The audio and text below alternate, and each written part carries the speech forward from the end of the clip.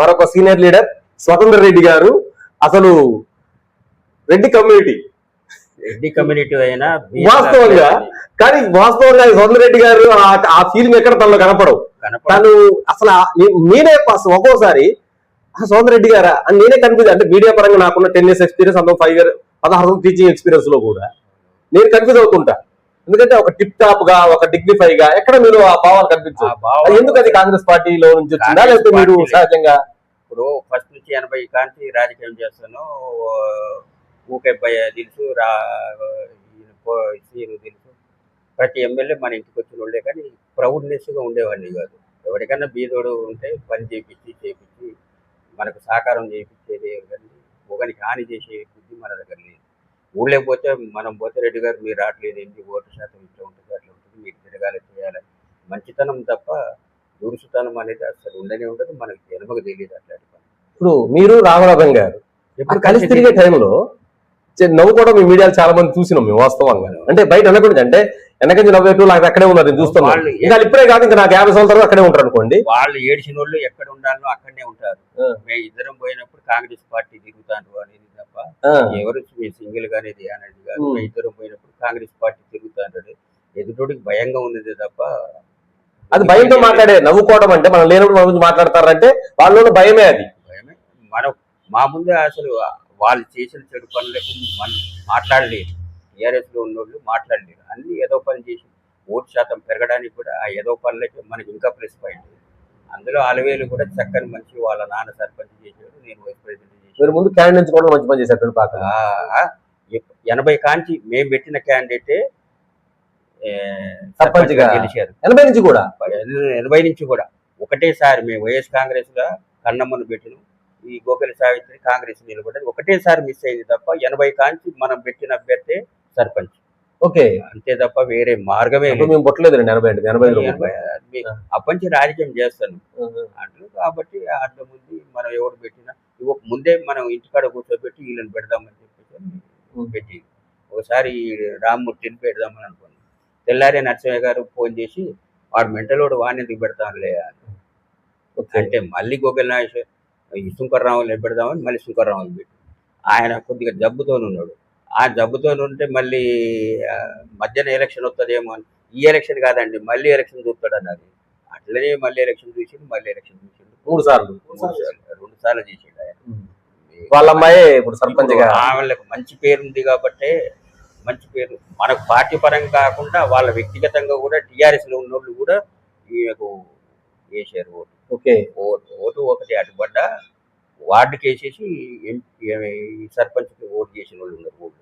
Okay, వ్యతిరేక party వాళ్ళు కూడా వాళ్ళకి మంచి పేరు ఉంది కాబట్టి. రెండోదండి, రామనాథం గారు మీ దాకా ఇప్పుడు దాకా మండల అధ్యక్షుడిగా మీతో తిరిగారు. ఇప్పుడు మండల అధ్యక్షులే, కానీ ఇప్పుడు జిల్లా ఉపాధ్యక్షుల స్థాయికి ఎదిగారు. మీకు ఎలా అనిపిస్తుంది? మీ పక్కన తిరిగిన ఒక అతను బ్రహ్మాండం అనిపించింది. కష్టపడి చేసిన వాడికి ఫలితం దక్కింది అనుకుంటాను తప్ప, నేను మొన్న చెప్పగానే ఈ మాట ఎప్పుడు చెప్తామని అనుకుంటానని నేను అని చెప్పేసాను. మీరు గతంలోనే చెప్పినామండి ఎస్బీ న్యూస్ ద్వారా. మీ గతంలోనే ఆయన జిల్లా స్థాయికి వెళ్తాడని మేము చెప్పినప్పుడు కూడా మా కామెంట్ పెట్టారు. ఆయన జిల్లాకి వెళ్తాడా మేము చూస్తామా అని మాట్లాడారు. అంతకుముందు ఇదే ఎస్బీ న్యూస్ లో చెప్పినాం మనం. అంతకుముందు మనకు ప్రయత్నం చేస్తున్నప్పుడు పిసిసి అధ్యక్షుడికి మనకు మా ఒకడు ప్రతాప్ అని ఉంటే లింక్ ఉండి ఆయన పేరు చెప్పి పలకరింపు చేపి అని చెప్పేసాను. అది కూడా కొంత సహకారం ఉండొచ్చు. మనం అతనికి మేలు చేయటం వల్ల వెనకొచ్చింది లేదు.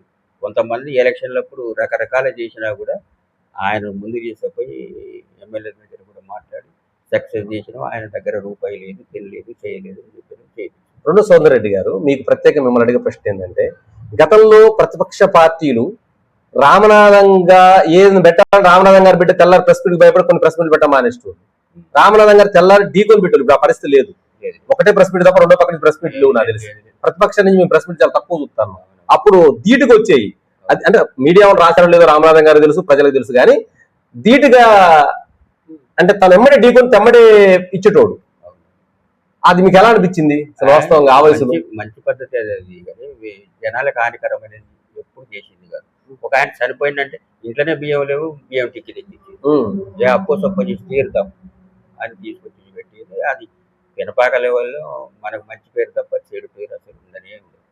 ఆ పేరుకు తగ్గట్టు సరే ఆయన కష్టపడి చేసుకున్నాడు కాబట్టి డిసిసి ఉపాధ్యక్ష పదవి చాలా న్యాయం చేయగలరు అనుకుంటారు రామనాథం గారు? బంగారు లాగా చేస్తారు, దానికి న్యాయం చేస్తారు, అన్నిట్లో ఇంటర్ అయిపోతాడు, బాగుంటుంది. ఓకే. గతంలో దేవి ప్రసన్న గారి గాని ఏ ప్రసన్న గారు వచ్చినప్పుడు నా దగ్గర 500 ఇవ్వాలి, అది పోదాం కొత్తగూడెం ఒక 500 ఉంటే అది పొందామని చెప్పేసి పోతే లేకపోతే పాపం పొంగులేటి శ్రీనివాసరెడ్డి గారు వచ్చిన రోజు కూడా తన దగ్గర పాపం ఇంట్లో కాఫీ డబ్బులు కూడా లేవు పాపం ఆయన దగ్గర. అసలు ఇల్లు కూడా చీకట్లో ఉంది, కరెంట్ కూడా లేదు ఆ రోజు. ఆ వీడియో చూపించే ప్రయత్నం చేస్తాం. అదే రాష్ట్ర మంత్రి గారు ఇంటికి వచ్చిన రోజున కనీసం ఇంట్లో కరెంట్ లైట్ లేదా ఇంట్లో. అయితే ఆ రోజు కూడా మేము దగ్గరుండి సార్ నేను ఆయన పొంగులేటి శ్రీనివాసరెడ్డి కొడుకు బిడ్డకు పంచిన గడియారాలు బిడ్డకు పంచిన నేను చేసిన పనులకు నేను సహకరించిన సార్, మనోడికి జ్వరం వచ్చింది అంటే 10,000 చెక్కు ఇచ్చి వెళ్ళిపోయి, కొబ్బరికాయ కొట్టడానికి హాస్పిటల్ ఓపెనింగ్ ఉంటే నేను పక్కన ఉంటే గుంజి కొబ్బరికాయ కొట్టించి. ఓకే. అయితే అట్లా తిరుగుతున్నాం మంచితనమే తప్ప ఒకనికైతే హాని చేసేది లేదు, మన జనబకే తెలియదు. ఆడ చేసిన ఊరికొకరికి చేసిన, ఓడు జాబ్ చేస్తాడు, ఓడు ఇంకోటి జాబ్ చేస్తాడు, 5 లక్షలు ఇచ్చింది. భవానీ చేసిన ఏదో పనులకి మనం పక్క వ్యక్తులు మనకు అవసరం లేదు, వాళ్ళు చెడు పనులకే వాళ్ళు మైనస్ అయిపోతారు తప్ప వేరే కాదు. వాడు అంటాడు బయట నుంచి వచ్చిన ఇట్లా అంటాడు రెడ్డి గారు అని అంటే, మీ పేరు మంచిగా ఉందండి, వాడు పురుగులు పడి చెప్తాడు అన్నాడు. మన కాన్సెప్ట్ ఏంటంటే పక్కన విమర్శించొద్దు, మనం చేసే మంచి పనులు చెప్పుకుందాం, మనం మంచి పనులే చేయాలి, ఏదో పని చేయొద్దు, ఒకరికి హాని చేయొద్దు, అది మన పద్ధతి. దాని మూలానే మనం ముందుకెళ్తాను. ఎటన్నా పోతే ఎడిపోతాను రెడ్డి గారు అంటారు తప్ప పంచాయతీ ఉంది ఇడికి రాండి పోదాం మాట్లాడదాం అనేది తప్ప వేరే లేనే లేదు. ఇక రెండోది మనం ప్రభాకర్ గారితో కూడా మాట్లాడే ప్రయత్నం చేద్దాం. ప్రభాకర్ గారి విషయానికి వస్తే ఈ మధ్యన రామనాథం గారు ఎడిపోయిన పాప తన కారు ఇవ్వటం, ఎటు తిరగడంతో తిరగటం, కాంగ్రెస్ పార్టీలో పాప పాయం గారికి చాలా దగ్గర వ్యక్తి, ఎటు చూసినా పాప రామనాథం గారికి కుడిచే ఒక ఈ వయసులో ఒక ఊతకర్రలాగా ఉంటున్నారు. అంటే ఎట్లా అంటే రామనాథం గారికి మీకున్న అనుబంధం ఏంటి? దాదాపు మా అన్నయ్య ఏజ్ రామనాథం గారి ఇంచుమించు అప్పటి నుంచే మేము కలిసి కాంట్రాక్ట్ చేసేది. మాది రాజకీయ కుటుంబం మొదటి నుంచి కూడా, కాంగ్రెస్ పక్క. ఇక మధ్యలో ఒకసారి మన రేఖాంతరం గెలిపించాక ఆయన పార్టీ మారిండు, మేమైతే మారలే. ఈ మధ్యన బొలిశెట్టి నరసింహరావు గారు కూడా నేను చూస్తున్నా ఫోటోలలో, మొన్న గ్రామ సభకు నరసింహరావు గారిని ప్రముఖ వ్యక్తి పిలవడం, అచ్చా నవీన్ గారు కూడా పాత వాళ్ళు గుర్తించడం నాకు అది బాగా నచ్చింది. అక్కడ సర్పంచ్ గారు కానీ ఉప సర్పంచ్ గారు కానీ నాకు తోపుడు గ్రామ పంచాయతీలో బాగా నచ్చిందండి. ఎందుకంటే ఎవరైనా ప్రతిపక్షాన్ని వేరేలా చూస్తారు, కానీ అక్కడ అచ్చా నవీన్ గారు అంటే కాంగ్రెస్ పార్టీ కష్టపడ్డ వ్యక్తి, కాంగ్రెస్ పార్టీ గుండె చప్పుడు ఆయన వాస్తవం ఎదుర్కొన్నాడు. ఆయన చేసిన మీకు ఏ విధంగా అనిపించింది? వాస్తవం మీ కుటుంబాన్ని మళ్ళీ కాంగ్రెస్ లో దగ్గర చేస్తున్నాడు అంటే ఒకరిద్దరు పోయినా అది రామనాథం గారు కృషి దాంట్లో రామనాథ్ గారి ద్వారా సర్వే ఎమ్మెల్యే కలిసారు తిరిగి. సరే ఈ మధ్యలో ఆయన ఆరోగ్యం బాగాలేక కొద్దిగా హైదరాబాద్ ఉంటాడు, ఆయన కూడా యాక్టివ్ పర్సనే. అది కూడా మంచి పరిణామం, వాళ్ళు అట్లా కలపడం తీసుకోవడం మంచి పరిణామం. మీడియా కూడా చాలా మంచిగా ఆస్వాదించిన దాని వాస్తవం. ఎందుకంటే ఇప్పుడు తను అచ్చెన్నాయుడు గారు తన విధానం చూస్తుంటే కలపబోయే తత్వం ఉంది, పిల్లవాళ్ళు ఎంత ఆవేశం అవుతుందో పార్టీ మీద గెలిపించాలని.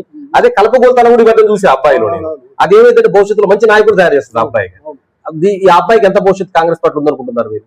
ఈ రాబోయే రోజుల్లో మంచి భవిష్యత్తు ఉంటది, యువకుడు మంచి నాయకుడు కూడా కావాలని మా మిత్రుడు మేము కూడా సపోర్ట్ చేస్తాం. మొన్న ఎలక్షన్ లో కూడా నేను దగ్గరుండి వార్డును కూడా దగ్గరుండి గెలిపించాను. ఓకే, దగ్గరుండి గెలిపించినాం. మీరు ఇచ్చిన గౌరవం ఉప సర్పంచ్ గారికి ఇచ్చిన గౌరవం, ఎందుకంటే ఓల్డ్ కాంగ్రెస్ నుంచి నాకు తెలిసి కాంగ్రెస్ పార్టీ రక్తం మరిగిన కుటుంబం నుంచి గెలిచిన వాళ్ళలో నవీన్ గారు ఒకరు. ఇప్పుడు ఆ నిలిచిన వార్డు కూడా మొదటి నుంచి మాకు అనుకూలమైన వార్డు అది. ఓకే, మేము ఇటు చెప్తే అటు చెప్పే వార్డు అది. రెండో సార్, మీ కాంగ్రెస్ పార్టీ అంటే మన కాంగ్రెస్ పార్టీ అంటే మేము మీడియాలో ఉన్నాం కాబట్టి కాంగ్రెస్ పార్టీ ప్రభుత్వంలోనే మీకు ఇంటిగ్రేటెడ్ స్కూల్ మీ ప్రాంతానికి వచ్చింది. అది రామనాథం గారి కూడా కావాలి, అక్కడ స్కూల్ ఉండాలని గత తహసీల్దార్ అద్దంకి నరేష్ గారు ఉన్నప్పుడు కానీ, తర్వాత గోపాలకృష్ణ గారు ఉన్నప్పుడు కానీ, ప్రస్తుతం శ్రీనివాసరెడ్డి గారు ఉన్నప్పుడు కానీ తన కృషి అమోఘంగా ఉంది. పాయం గారితో మాట్లాడటం, సార్ మా స్కూల్ రావాలని. ఆ సహకారం ఎలా అనిపించింది? ఇప్పుడు జిల్లా అధ్యక్షులు ఉన్నారు, మీ సహకారం ఎలా ఉంది స్కూల్ రావాలి? సహకారం అందులో ఫస్ట్ ఏంటంటే 5 ఎకరాలు మాదే ఫస్ట్ పోయింది, ఆ గ్రౌండ్ ప్లేస్ అంతా మాదే. ఓకే, అది క్రికెట్ ఆడేవాళ్ళు వచ్చి క్రికెట్ మీరందరూ ఆడే క్రికెట్ గ్రౌండ్ మాది, మా పూర్వీకుల కలిసి మాకే ఉండేది. తర్వాత పక్కన మా బాబాయ్ ఉన్నది, మా కుటుంబం అదే మొత్తం 15 ఎకరాలు. ఇప్పుడు ఏది స్కూల్ కి ఇచ్చింది, మిగతా అందరు కలిపి 15 ఎకరాలు, మొత్తం 30 ఎకరాలు. 30 అంటే మీ యొక్క కుటుంబమే 15 ఎకరాలు. Okay, good. మేము మేము మొదటి నుంచి సపోర్ట్ చేసి ఇచ్చేసాం. ఫస్ట్ రేఖాంతరావు గారు 10 ఎకరాలు కావాలన్నారు, అప్పుడు ఇచ్చినాం. తర్వాత మళ్ళీ ఇప్పుడు ఎమ్మెల్యే గారు మరి ఏం సంగతి అంటే అని ఫస్ట్ నేనే దానికి పూసుకున్నా కూడా గట్టిగా చూసిన నైట్ పోయిన రోజు మేము పూసుకొని ఆ 15 ఎకరాలు ముందు మార్చాక మిగతా వాళ్ళు కూడా రైతులందరినీ నేనే దగ్గరుండి అందరు మోటివేషన్ చేసి ఆ స్కూల్ వచ్చిన 90% కారణం ఎమ్మెల్యే గారు, రాణా గారు, మేము.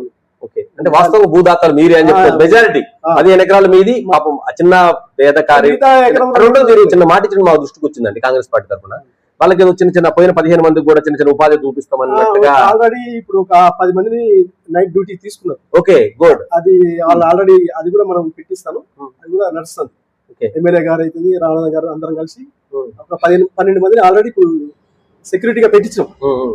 ఇంకొకటి ఏంటంటే మన ఆ రోజు వాగ్దానం చేసింది ఇందిరమ్మ ఇల్లు కూడా పోయిన వాళ్ళకి ఇస్తామని. ఓకే, అది ఎమ్మెల్యే గారి ద్వారా మీ ద్వారా ఆ ఒక 30 ఇల్లు ఇంకొక 30 ఇల్లు శాంక్షన్ చేస్తే ఇక వాళ్ళకి సాటిస్ఫాక్షన్. గొప్పతనం ఉందండి. మాట ఇచ్చినట్టు తప్పరు ఎమ్మెల్యే గారు ఆయన బాధ్యత తప్పడు, ఇవ్వడు, ఇస్తే ఖచ్చితంగా చేసి 100% చేస్తాను. మేము కూడా రైతులకు ఇచ్చినాం, వాగ్దానం ఇచ్చినాం, ఎమ్మెల్యే గారు ఇచ్చినాక మేము ఇచ్చినాం కంపల్సరీ. మొన్న కూడా నేను అడిగితే అది లిస్ట్ రాసి పంపించాను, అది కూడా వస్తే ఇంకా హ్యాపీ అవుతారు స్కూల్ తరఫున. ఓకే, మీకు ధన్యవాదాలు. థ్యాంక్ యూ అండి. ఇప్పుడు లాస్ట్ క్వశ్చన్ కూడా ఉందండి. రామనాథన్ గారితో మీ అనుబంధం చెప్పలేదు, ఇన్ని చెప్పాం కానీ. అయితే రామనాథన్ గారి దగ్గర నాకు ఇప్పుడు 55 సంవత్సరాలు. 55 దగ్గర 35 ఇయర్స్ నుంచి మా జర్నీ. జిల్లా ఉపాధ్యక్షుడు సక్సెస్ గా నడిపించగల 100% అసలు ఇప్పుడే నవ యువకులు లెక్క తిరుగుతాడు. 76 మండలంలో ఇప్పుడు వచ్చే సెంచరీ కొట్టొచ్చు ఆయన. ఇంకోటి ఇప్పుడు వచ్చే ఈయన పదవి వేరే రాష్ట్ర స్థాయి నాయకత్వం వెళ్ళే అవకాశం ఉన్నది. ఇప్పుడు వచ్చే కొత్త మండల ప్రెసిడెంట్ ఈ రకంగా తిరగలుగుతారా అని నాకు డౌట్. అంతే, ఇక్కడ అంత తిరుగుతాడు ఆయన ఇప్పుడు కూడా. అంటే ఒకటండి, అధికారంలో ఉన్నప్పుడు నడపడం ఎవరైనా చిన్నపిల్లగాడికి ఇచ్చి నడిపేది కష్టం కాదు, కానీ ప్రతిపక్షంలో నడపడం గొప్పతనం కదా. అధికారంలో ఎవరైనా అసలు ఏం తెలియని అమాయకుని పెట్టి నడిపేస్తాడు. అప్పుడు నడుపు ఇంకా గొప్పదనం, అప్పుడు నడుపు ఇంకా గొప్పదనం. ఎందుకంటే రెండో విషయం ఏంటంటే ఇప్పుడు మిగతా ప్రతిపక్ష పార్టీలు చూసుకుంటే అండు ఉంది. ఇప్పుడు రేఖా కాంతారావు గారు బీఆర్ఎస్ పార్టీకి ఉన్నారు, కమ్యూనిస్ట్ పార్టీలకి సమ్ ఇంకొకరు ఉన్నారు, సమ్ ఇటు నిమ్మలంకన్న గారు కొన్ని కమ్యూనిస్ట్, ఇట్లా అంటే ఒక అండంటూ ఉంది. కానీ ఇక్కడ కాంతారావు సార్ మార్పుదలతో కాంగ్రెస్ పార్టీ నుంచి ఇక్కడ అండలేదు నాకు తెలిసి. అసలు లేదు, జీరో అయిన పార్టీని 35,000 మెజార్టీతో గెలిపించడం అంటే ఒక ఎల్జినపల్లి పంచాయతీ మినహాయిస్తే అన్ని గ్రామ పంచాయతీలో మెజార్టీ వచ్చింది. మరి ఈ విషయంలో రామనాథన్ గారి కృషి నాకు తెలిసి లిఖితం రాయొచ్చు, పక్కా రాయొచ్చు, సువర్ణాక్షరాలతో రాయొచ్చు. ఆయన కృషి ఆ కృషికే పదవి దక్కింది అనుకోవచ్చు. అంతే మరి, అదే బలం ఇవాళ, దానికి బలం. ఇప్పుడు కాంగ్రెస్ పార్టీ నమ్ముకుంటే ప్రాంతీయ పార్టీలా కాకుండా ఖచ్చితంగా నమ్ముకున్న ప్రతి ఒక్కరికి అర్హత లభిస్తుంది అంటానికి ఉదాహరణ రామనాథన్ గారి జీవితమే. ప్రాంతీయ పార్టీలకి జాతీయ పార్టీలకు డిఫరెన్స్ రామనాథన్ గారు చూసి చెప్పొచ్చు. పార్టీని నమ్ముకుంటే ఖచ్చితంగా గుర్తిస్తుంది, దానికి డబ్బు అవసరం లేదు, ఎటువంటి అర్హత లేదు. పార్టీని నమ్ముకుంటే చాలు, జెండా మెడలో ఉంటే చాలు. నేను చనిపోయే వరకు కూడా ఈ మెడలో జెండా భరిస్తా అని చెప్పారు, అదే విజేతలు తీసుకొచ్చారు. మొన్న పంచాయతీ ఎన్నికల్లో కూడా అసలు ఇంత భారీ మెజార్టీ వస్తుందని ఊహించని చోట 17 స్థానాలు గెలిపించి చూపించిన రామనాథన్ గారికి ఈ పదవి దక్కడం ఎస్బీ న్యూస్ తరఫున కూడా ప్రత్యేక ధన్యవాదాలు తెలియజేస్తున్నాం. థ్యాంక్ యూ అండి. మంచి విజయాలు సాధించాలని ఎస్బీ న్యూస్ తరఫున కోరుకుంటున్నాం. మీ కృతజ్ఞతలు మీకు కూడా.